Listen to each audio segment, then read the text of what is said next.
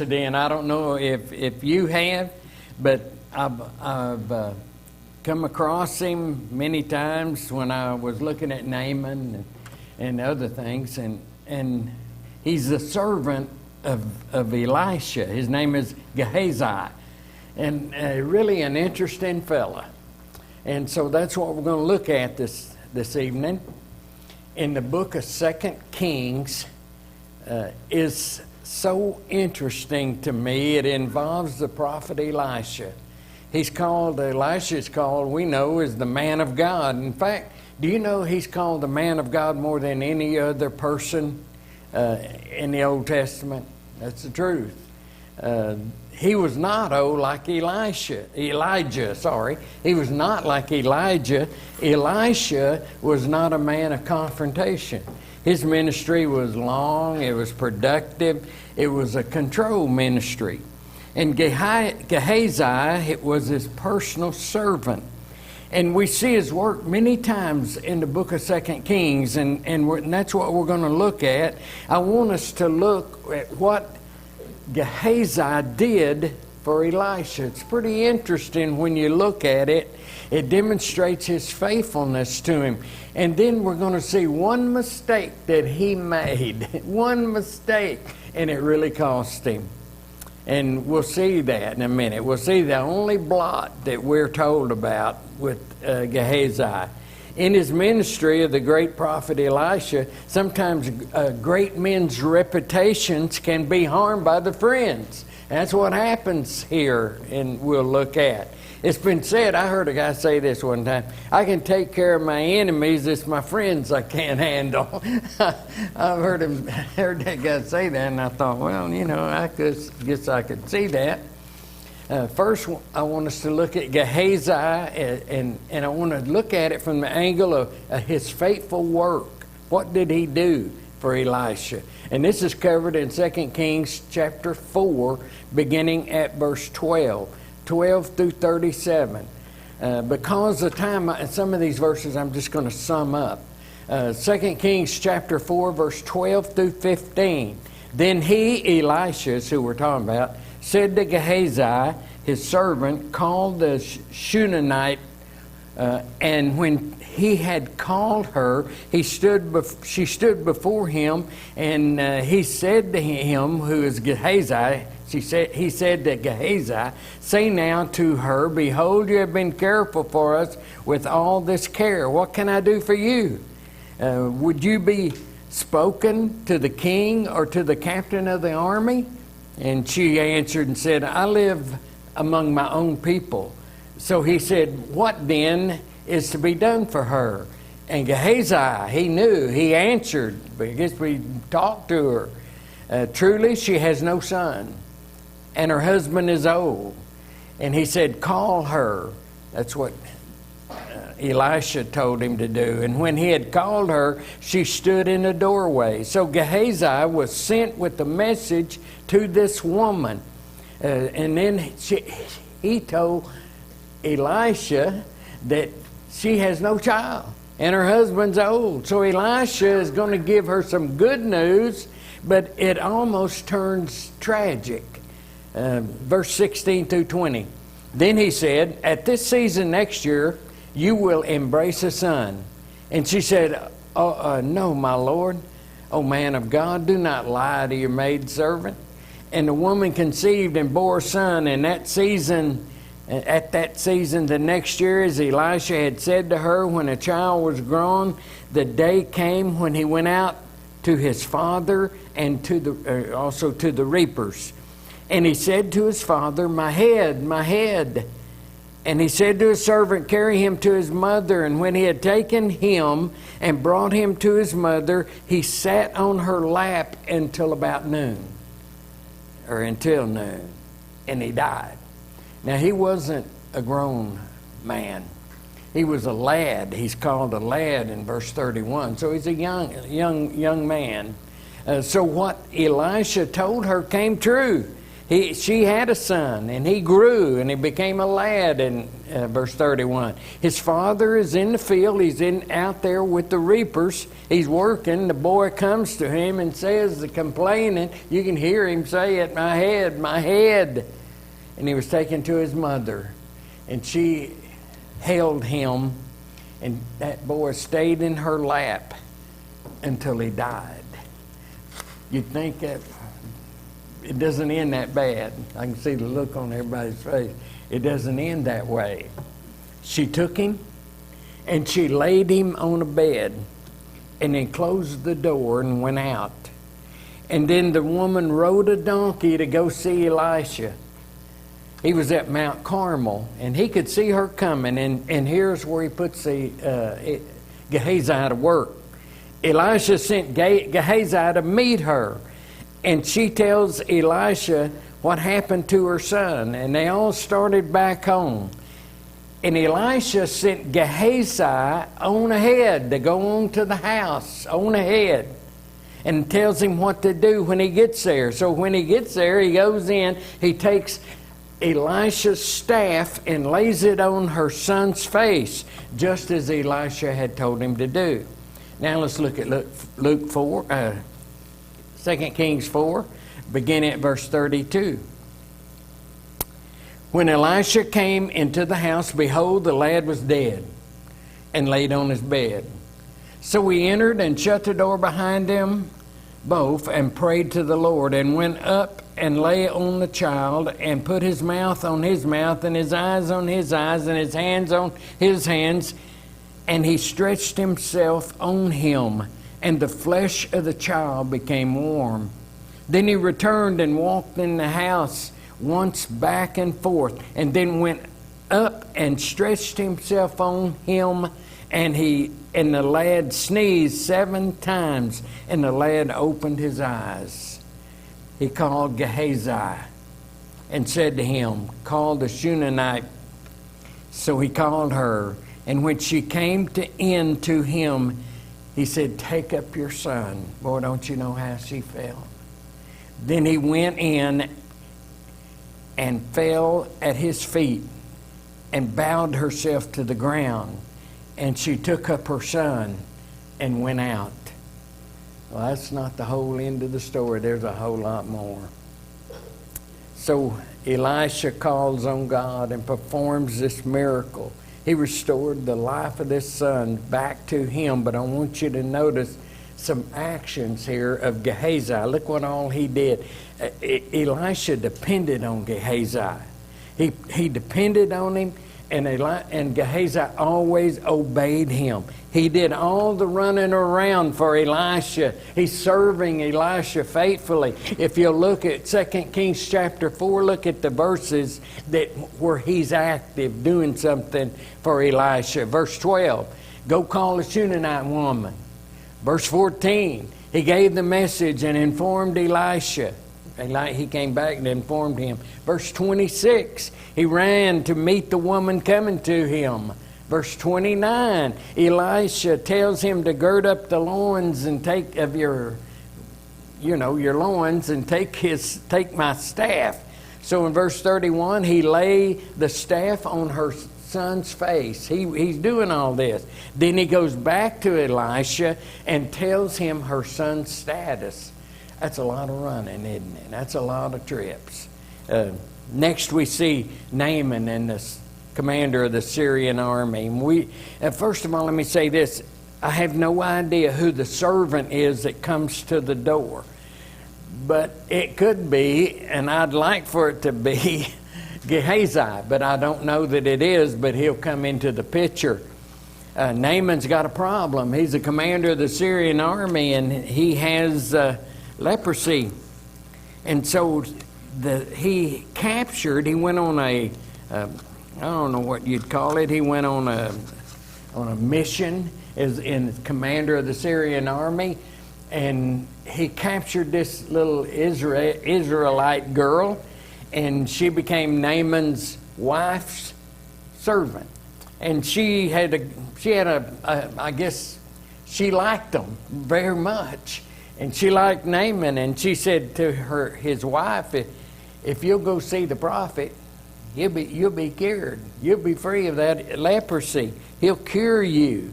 And so that's exactly what Naaman does. He goes to his command as the commander of the Syrian army. He's a valiant warrior. He's a good man. So he goes, after he hears that, to the king of his king. And the king gives him a letter to give to the king of Israel. I won't go into what all the confusion that caused.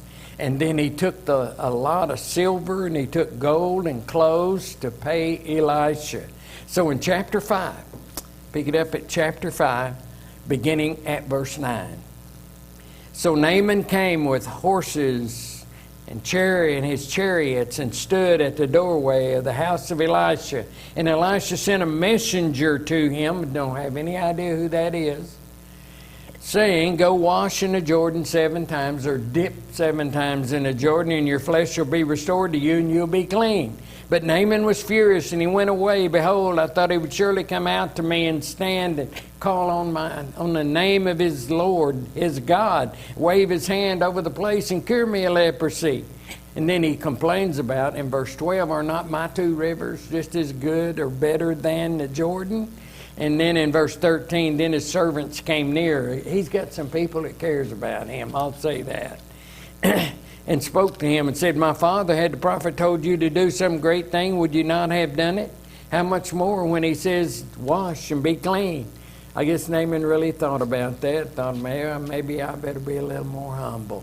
And he went and dipped 7 times in the Jordan River, verse 14, according to the word of the man of God, and his flesh was restored like the flesh of a little child, and he was clean. Now comes a problem. Naaman was cured. He goes back to Elisha in verse 15 and 16. When he returned to the man of God with all his company, and came and stood before him, and said, behold now, watch his words he says to Elisha, I know that there is no God in all the earth but in Israel. So please take a present from your servant now. But he said, as the Lord lives before whom I stand, I will take nothing. And he urged him to take it, but he refused. What Elisha did, we know what he did. It didn't charge anything. We know why he refused money and clothing. You know why he did? Because he wanted God to get the glory. It wasn't for money. Money had nothing to do with it. It was not for money. And he refused all those gifts. And now here goes Gehazi. He's got a little trouble with greed, apparently. And so he must have seen everything that Naaman was trying to give Elisha. He must have seen every bit of it, because Gehazi makes his first big mistake, and the only one that we ever know about. He appears that greed overtook him. It overcame him, or he thinks he can help Elisha. I don't know. You got to figure that out. And so in 2 Kings chapter 5, beginning at verse 20, but Gehazi, the servant of Elisha, the man of God, thought, behold, my master has spared this Naaman the Aramean by not receiving from his hands what he brought. As the Lord lives, I will run after him and take something from him. So Gehazi pursued Naaman. And when Naaman saw him running after him, he came down from his chariot to meet him and said, is all well? And he said, all is well. My master has sent me. That's not true. That's a lie.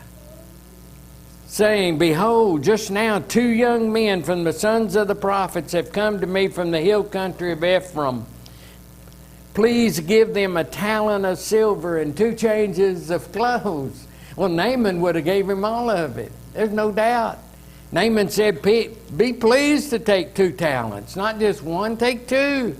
And he urged him, and bound 2 talents of silver in 2 bags and 2 changes of clothing, gave them to 2 of his servants, and his servants carried them before him. Verse 24. And when he came to the hill, he took them from his hand and deposited them in the house.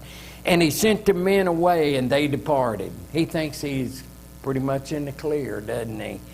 First he tells Naaman, Elisha sent me to you. He want me to run you down. He lied. Then he gives Naaman a false story. He lies again. The story here, and this is my words, he goes to Naaman and says, you won't believe this, but 2 men just came from Ephraim, they're prophets. And Elisha said, Elisha told me to tell you to give them 1 talent of silver and 2 changes of clothing. Elisha could have used the money, couldn't he? He could have. He could have used the money. He was far from a rich man. Plus, he had a preaching school. That's what I call it, a prophet school. And so money could have been used for a good cause, except for the fact that Elisha wanted no money. He was depending on God. And I want you to see the problem here this caused. Naaman left Elisha the first time. When he left Elisha, he was thinking to himself, boy, this is a man of God. This is a man without a price. He don't want no price. He's a man of God. As a result, Naaman could see his greatness, and it caused Naaman to give glory to God. Isn't that amazing? A heathen that was cured of leprosy. And he sees what a good man and a God-fearing man Elisha was, and a prophet of God. And he said, he's giving glory to God. He says, I know that there's only one true God in the world, and he's in Israel. And he said, I'll always worship him, if he read it on. Naaman willingly gave him twice to Gehazi what he asked. He gave him 2 talents of silver, 2 sets of clothes, and Naaman's servants carried it for him back to his house. And Gehazi took them, put them in the house. You know, you can hide from Elisha, but you can't hide from God. You just can't. Elisha knows what he has done. He knows. Elisha knows exactly what he's done. And there'll be a price that Gehazi is going to have to pay, a terrible price. Not just for him. And so now he's confronted by Elisha. Look at verse in 2 Kings 5, verse 25 through 27. But he went in and stood before his master. And Elisha said to him, where have you been, Gehazi? He's going to lie again. Elisha, where have you been, he says to Gehazi. And he said, your servant went nowhere. Then he said to him, did not my heart go with you when the man turned from his chariot to meet you? Isn't that amazing? Is it a time to receive money? To receive clothes of olive groves, vineyards, sheep, oxen, male and female servants, just name it. Is it that time? Therefore the leprosy of Naaman shall cling to you. That's who he gave the leprosy to that Naaman had. He gave it to Gehazi. And not only to him, but to your descendants forever. So he went out from the presence of Elisha as a leper, as white as snow. And his descendants after him were going to be lepers for the whole family forever, I guess. Gehazi may have had really good intentions. You know, he may have. But regardless, he lied to Naaman and he lied to Elisha. And Naaman never knew. And I guess that may be one thing that really bothered Elisha. Naaman never knew that he didn't send Gehazi back to him. I want you to think about that for a second. I want you to think about what that does, really. Naaman left Elisha with good thoughts in his mind and his heart about Elisha. And then Elisha told Naaman he wanted no money. You see, now Gehazi has really hurt that. He's really hurt his reputation as a man of God. That he didn't want nothing, and he sent him on his way rejoicing. And he destroyed that. Gehazi did. Gehazi took the money from Naaman for whatever reason he came up with to justify his actions. I don't know what they were. he did this maybe for greed, or maybe he did it for good intentions. It doesn't really matter. He lied to both men to get the money.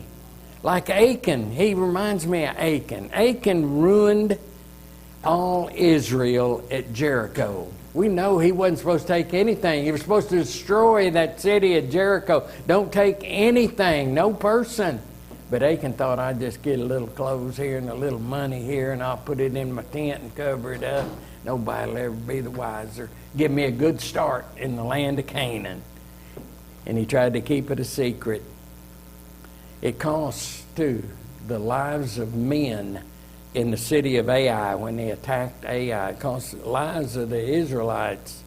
Then it cost his life and the life of his family. Judas took 30 pieces of silver like we studied this morning. Gehazi hurt Elisha. He hurt his reputation as a man of God. I guess you could say one hypocrite can harm the reputation of the church. It takes a lot of things to build a reputation, doesn't it? It takes a lot of things. But it only takes one thing like this to ruin your reputation. Gehazi didn't have the spirit of Elisha. He was a good servant of Elisha's, but he didn't have the spirit of Elisha. Remember what Elisha asked for? He wanted Elijah's double portion of his spirit. He wanted that. Maybe he should have gave some to Gehazi. So we ask ourselves, why did Gehazi do this? I don't understand. Elisha told Naaman, no, I don't want anything. And Gehazi told Naaman, yes, he does. Yes, he does. Did he say to himself, why not? Maybe Gehazi used that for an excuse. Why not? Did he rationalize to himself, Naaman's a rich man. He don't need anything. He'll never miss this that I've just taken from him. Did he think he would teach Naaman to be a good giver? I don't know. It is amazing to me. On and on, maybe the reasons went through his mind of why he was doing what he was doing. Is so easy for us today to rationalize, isn't it? We say to ourselves, it's okay to miss services. This is just one little example. We say to ourselves, it's okay to miss services, even though we hadn't been here in years. Even though we haven't been here in years, it's still okay for me to miss the services. I'm not talking about somebody seriously sick. I'm not talking about that. Maybe they got a little Gehazi in them. I don't know. We tell ourselves it's okay. We think we're not going to influence anybody. We think no one will know. I know at West Hill people I used to laugh because they always sit in the same place and they think that no one will notice when they're not there. Well, you do, don't we? We notice where people sit. If I wasn't sitting there and Beverly wasn't sitting there, the first thing you'd say, wonder where they are. Wonder what's wrong with Beverly or Tim. Shelby wasn't sitting there. Todd and Liz weren't sitting back there. There'd be something wrong, wouldn't there? We know where everybody sits. So we ask ourselves, why did the Gehazi do this? Why did he tell Naaman that? Why did he rationalize to himself? Gehazi was a good man. He was. He was a good man. He was dedicated as a faithful servant to Elisha in his life. He never robbed him. He never embezzled. He never murdered. All he did was just a few little white lies. I don't think he thought he was hurting anyone by doing this. It just shows us that good men and women can become corrupt like Gehazi. But Gehazi paid a terrible price, didn't he? He got Naaman's leprosy, not only for him, but all of his descendants after him. What a terrible price he had to pay for what he did. And he left the presence of Elisha as a leper, white as snow, and so will his descendants after him, and they didn't do anything. but sometimes there are consequences, aren't there? Now, the story doesn't end here.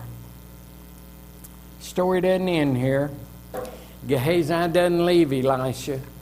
He never stopped serving him. The next, we have a remarkable event.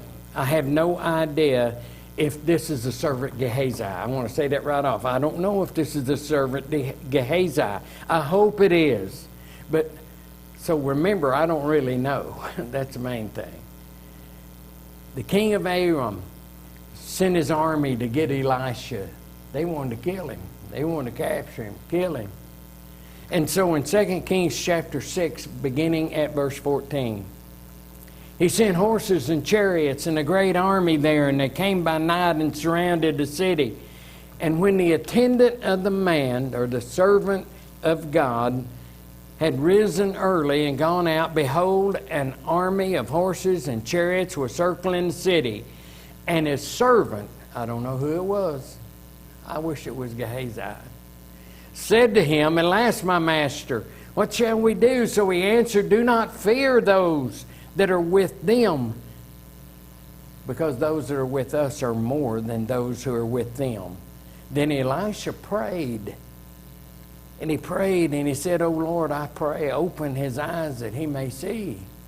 And the Lord opened the servant's eyes, and he looked, and behold, the mountain was full of horses and chariots of fire all around Elisha. You know what those horses and chariots of fire were? They were angels in that form. What a wonderful thing the servant now sees. He had not been able to see before, and Elisha then prayed, "Strike the army with blindness," and he did, and they had to leave. So the message for us today is we pray to God to open our eyes. Open our eyes so that we may see the love that God has for us every day. Then in 2 Kings chapter 8, beginning at verse 4. 2 Kings chapter 8, beginning at verse 4.